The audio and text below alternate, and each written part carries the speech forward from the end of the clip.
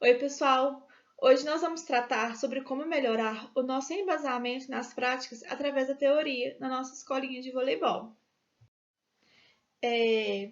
O esquema, e para isso a gente vai falar sobre a teoria do esquema. O esquema, ele é um modelo que utiliza um pequeno conjunto de parâmetros para descrever uma família de possibilidades de ações. E como que isso ocorre? Bom, a partir do estímulo recebido, ocorre o processamento da informação e a resposta é produzida. Enquanto essa resposta é produzida, há o retorno do feedback que retroalimenta esse sistema. Então, para que uma ação motora ocorra, o processo ele tem que ser transformado em movimento. A teoria do esquema ela é fundamentada a partir do programa motor generalizado, que é o que vai disparar os comandos motores, é definido como um programa motor flexível para uma classe de tarefas. Ou seja, é um padrão armazenado do nosso modelo interno que pode ser modulado e permitindo que o movimento ele seja ajustado, sendo considerado então responsável pelo nosso padrão de ações. Então aqui a gente vai ver alguns elementos que são importantes para a gente entender melhor essa teoria.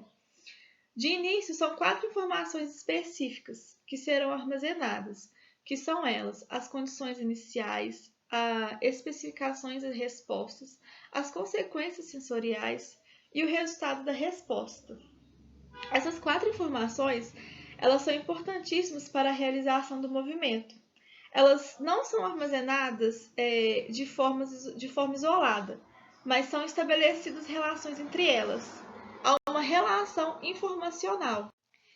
Agora eu vou especificar um pouco mais sobre essas informações, já levando um pouco para o lado que a gente quer, que aqui no caso é a nossa escolinha de voleibol, melhorando o movimento da cortada.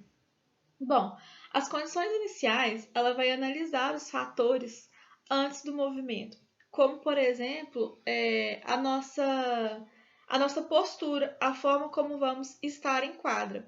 São as informações sensoriais prévias.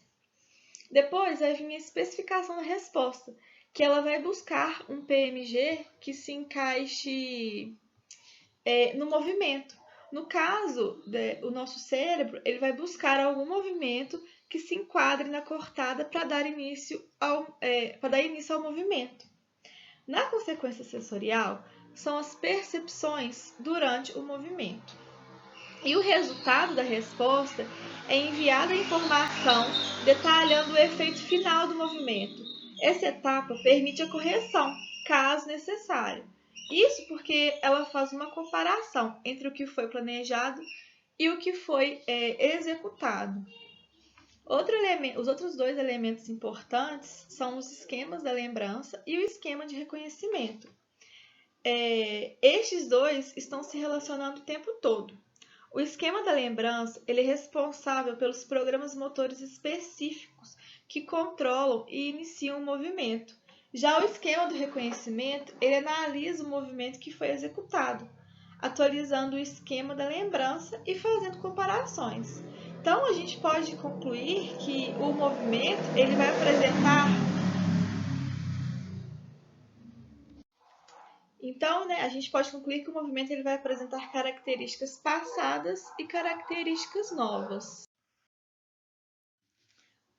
Então, agora a gente vai ver como que a gente coloca isso na prática, né? Como que a gente tira isso da teoria e aplica no que a gente quer, no nosso dia a dia, no nosso treino.